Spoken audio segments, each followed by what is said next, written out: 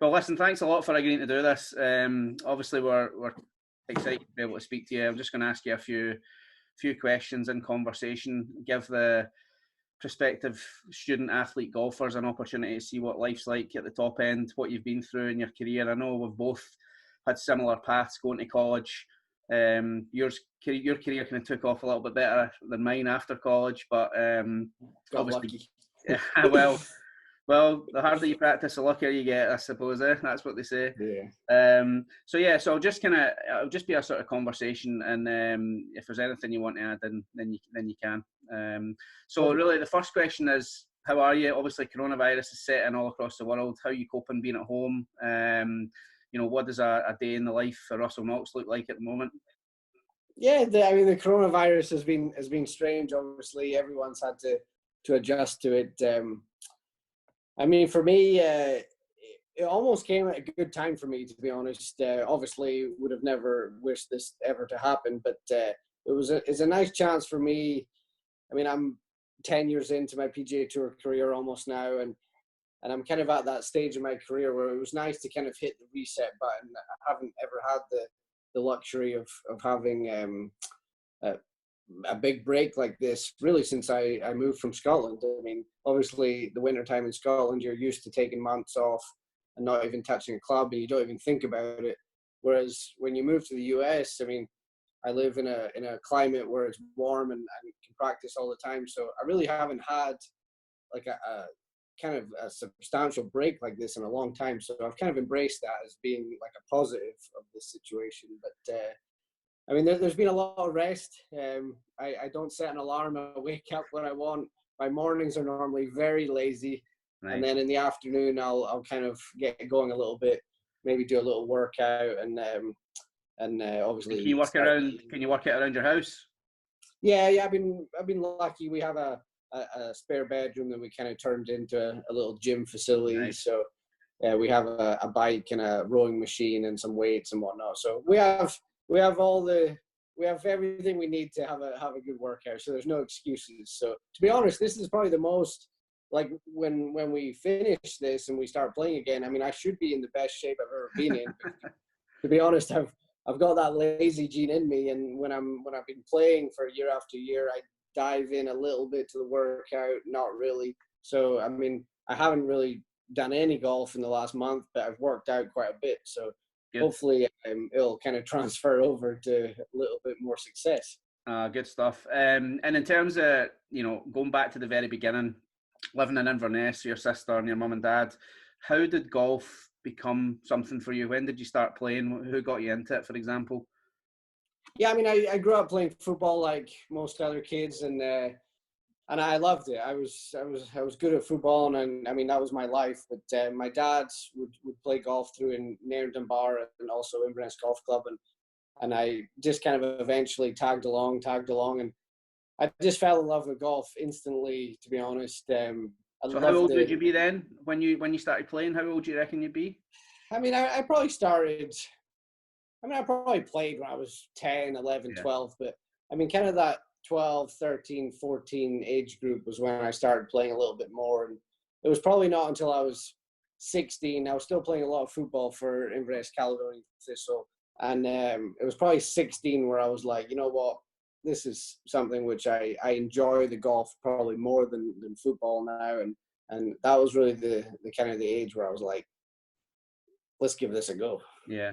And your dad's he's American from California, right? Yeah, my dad's American, my mother's from Scotland, yeah. So was going to America, did you feel going to America and going to college was always going to be an option for you? Or was it something that you just realised when you maybe turned 16?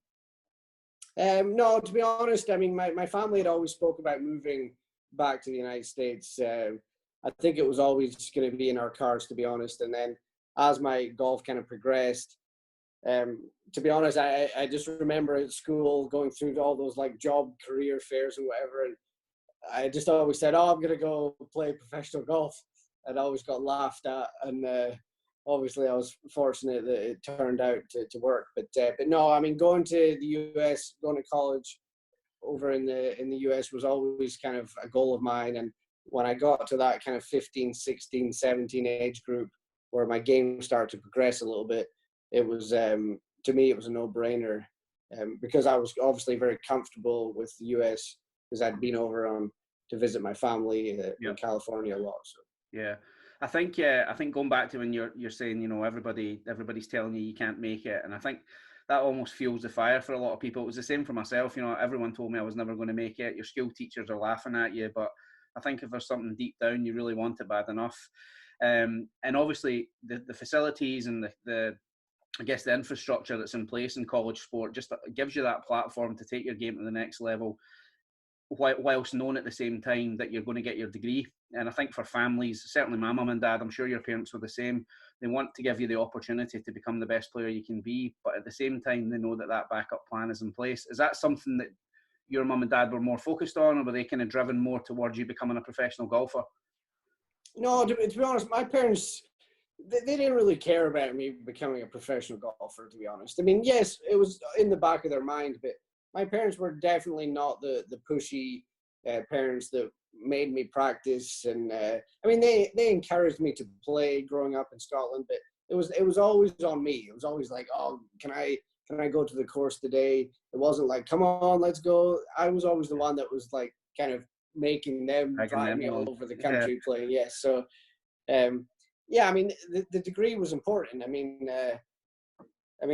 I chose business management like a lot of golfers do, but that was a passion of mine as well. So even if I didn't play golf, I enjoyed getting a business management degree. And yeah, I mean, your college would always say, yes, that was first and foremost to get your degree. And then playing golf was always the kind of the second thing. But it was definitely nice. I mean, I was a bit of a dork in school. So, I mean, I kind of really enjoyed I didn't think that. Yeah, I enjoyed the school part of it a little bit. So, that's good. But yes, I was there to play golf as well. And you went to Jacksonville University in Florida. The facilities are obviously the weather, first of all, compared to Inverness and Scotland in general, is night and day. What do you feel? How do you feel you benefited, you know, from making that transition between the north of Scotland and going to Florida? Obviously there's the weather and kind of the general facilities, but just being able to do it every single day, do you feel that made a massive difference? Yeah, I did. Yeah, I mean, you take where I was in Scotland. I mean, I didn't realize how amazing Inverness was until you travel kind of around the world. And you're like, wow, I really grew up in quite an amazing place. But when it came to golf, I mean, coming to Jacksonville University, I mean, yes, we weren't like an enormous school that had all the money and all the facilities on campus. But I mean, Jacksonville, obviously, you got TBC Sawgrass. I mean, there's 50 courses that you can play in the area. So just being able to play all the time. I mean, I was never a big range rat. I didn't smash balls on the range all day. So it was nice just to, when I came over to the US, first of all, you have a little bit of competition, obviously, with your teammates, but then just getting to kind of bounce around, because we didn't have a range on campus, and also the range we did use wasn't great. So we just got to play all the time, which was great. So we just kind of bumped around and played all the different courses in the area. And I mean, because of the weather, obviously, I mean, it does get a little colder than most people think here, kind of January, February time, but you can still play. Yeah. So it's not like there's snow or anything. So yeah, I mean, just the playing, the traveling. I mean, you know, in the US, you've got different grasses all over the country. So just getting able to like travel around, get used to the grass in South Carolina is different than in Florida, and blah blah blah. So just learning I was just about to say that. You know, obviously going from Scotland, I went to university in Mississippi where the grass is just so thick, and I actually had to try and adapt to the way I played the game. You know, typically low ball flight, playing in the wind over here, and then you get over there and everything's target golf. You know, you try and bump and run a shot across the green, and it just grabs with the Bermuda. You know, and just things like that. I actually ended up redshirting my freshman year just because I had to take some time to get used to how to play the game over there. It's a completely different game. But I mean, I think our schools were a little different in the fact that, I mean, your school was much bigger than mine. Mine was like this little small school. So I came in and it was very strange. We only had one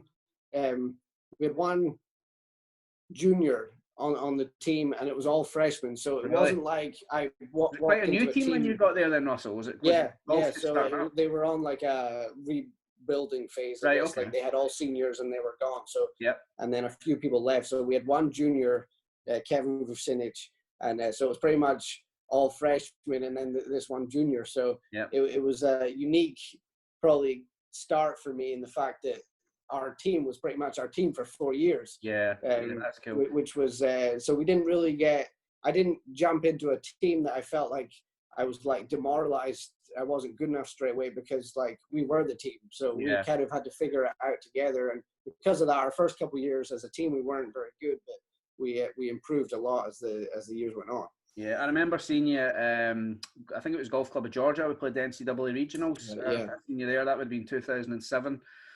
So you graduated in 2008. Is that right? I graduated in 2007. You did 2007, and then you went to turn pro. What do you feel your college career did in terms of helping you make that transition into professional golf? Yeah, I mean, it was everything. I mean, just getting able to. I mean, my big thing at Jacksonville University was I played 4 years. I played every tournament. So I encourage people that, yes, you want to go to the best school you possibly can, the Alabamas, the Old Miss, the Floridas, whatever. But if you're not good enough to play, you're not improving. Right. I mean, that was I think I got lucky that I went to Jacksonville University, and because when I first got to college, my game wasn't at the level it needed to play high college golf, and certainly nowhere near professional golf. Yep. So Jacksonville University gave me the ability to play every tournament, every semester. So every tournament you play, you get better. You can rack it up. You learn a little bit, and you take that and move on. So college definitely prepared me for the next level because I was able to play. And I mean, let's be honest. I mean, college golf's a team event, but golf's always going to be an individual event. Yeah, so I agree. If you're not playing, you're not really improving in my eyes. I mean, if you take a guy and spend 100 hours on the range, or you take another guy, same ability, 100 hours on the course, there's only one guy that's going to win over the course of a career. So I was fortunate that I got to play every tournament, which I think kind of when I did turn pro, I had a bunch of rounds under my belt over in the US. So I was able to kind of almost snowball the momentum. Yeah. You've had a great career so far. 7 wins all over the world. Is that right? 2 European Tour, 2 PGA Tour. What do you think your favourite win is and why? Yeah, I mean, I've been very fortunate, obviously, to have the career so far that I've had. But I mean, the first win, the World Golf Championship event, HSBC in China was a massive win for me. Just, I mean, being a World Golf Championship event, it was irrelevant. I mean, your first win's your first win. You're always going to remember that as being the big one. And that, I mean, ultimately changed my life and my career. And I mean, I played with Dustin Johnson the last round. So just winning your first tournament, playing with a superstar, I almost feel like helped me going forward, because I was like, you know what, I just beat one of the best in the world. So, so that was really cool. And I mean, those are memories that I'll never forget. I mean, it gives you kind of goosebumps just thinking about it. And then obviously every win's great. I mean, the Travelers and then the Irish Open. Yeah. But I mean, if you had to pick one, it would be the first one there in China. That's what I would have picked for you as well. I thought you were going to say that. Brilliant. And in terms of the next kind of, obviously it's hard right now, but what would your immediate goals be once you get back? What, the next kind of year and a half? What do you feel like is a realistic goal for you? What would be your number one target? Yeah, I mean, it's been a weird, kind of couple of years, to be honest. I've played what I think has been very good golf, and I feel like every aspect of my game is better than it ever has been, but the results just haven't quite been there. I've played decent, finished 30th and 25th. I'm not quite turning that 25th into a 12th and the 12th into a 5th. So I think when we do get back going, I mean, it's going to be kind of important for me to gain a little bit of confidence kind of in the first couple months, see if we can get a few more top 10 finishes instead of, I feel like I've had probably 10 tournaments in the past year or so where I feel like I should have finished close to the top 10, and I finished 30th. Mm-hmm. It just wasn't quite tidy enough, throwing away a few shots, maybe missing a few short putts, not getting up and down, bad tee shot here or there. So I think, I mean, the big goal is just to get going and start to kind of get that confidence snowballing, because I feel like all the skills are still there. I mean, I'm maturing. That should all help. You would think. I mean, I still feel good. Learning from your mistakes. Yeah, exactly. So I feel like it's all there. I mean, I'm more motivated than ever. I mean, I'm so lucky to have the opportunity to still be doing this. So I'm ready to rumble. Just need to keep going. I mean, it's hard. It's we'll wish you luck, mate. Just away from golf, just five quick questions. What's your favourite sport outside of golf? Still football, yeah, for sure. Who's your favourite soccer team? I mean, I grew up an Aberdeen fan, but I mean, I've always followed Manchester United. So I like to watch Man United on TV over in the US, and it's easy to do so now. So definitely Man United. Favourite kind of food? Ooh. I mean, I like barbecuing, like ribs and pork and beef, steaks. I'm a carnivore. Meat man. All right. What you binge watching just now on Netflix that you're stuck in the house? I mean, we just finished Ozarks, which was really good, I thought, and currently we're watching a show on HBO called McMillions about the Monopoly McDonald's kind of scam, which ironically happened in Jacksonville, Florida, here where I am now. So interesting. I need to check that one out. And have you learned any new hobbies while you've been stuck at home? I mean, learn how to build anything? I mean, my kind of goal was to learn how to juggle. I don't know why I thought about that, but I've never been able to juggle. I feel completely useless trying that. So maybe that's something over the next couple of weeks we'll dive into. Well, hopefully the time's going to get cut short soon, and we can get you back out on the golf course, and everybody back out on the golf course. Just before we go, Russell, what would you say to maybe a 15, 16-year-old right now who's considering, first of all, if the right option is to go to the States, and potentially what the best way to go about doing it? Obviously, we both went through FirstPoint USA. I think having the process managed makes it a lot easier. What advice would you have for an upcoming golfer just now, maybe in high school? Yeah, I mean, like you said, I mean, the path that I took, as well as you, was FirstPoint UK or USA, and they were able to, I mean, get in touch with schools on my behalf, and that's how it all started for me. And then I had a small list of schools that were interested, and Jacksonville University was ultimately the one I went to visit first and ultimately pick. But yeah, I mean, I think it's very important to get that ball rolling. I mean, FirstPoint USA definitely did that for me, and ultimately was the reason why I came to the US to play. And I think, I mean, if your game is there, if you're keeping improving your skills, and the US is ultimately a goal to play college golf. I mean, I think it's very important that you take that step because it's impossible to do yourself. I mean, so FirstPoint USA definitely facilitated that help for me. So I think that's important to definitely do. All right. Well, listen, thanks so much for taking time out your day. Not so much your busy day, but at least your day nonetheless. Yeah, by lazy it's 20 past 10 in Florida, so apologies if we got you out of your bed. But from everyone at FirstPoint, best of luck when the season restarts, mate, and great talking to you. Thanks very much for that. Absolutely. No worries. Anytime. Cheers, Ross. Speak to you later, mate. Yeah, all the best. Bye. See you, Callum. Bye-bye.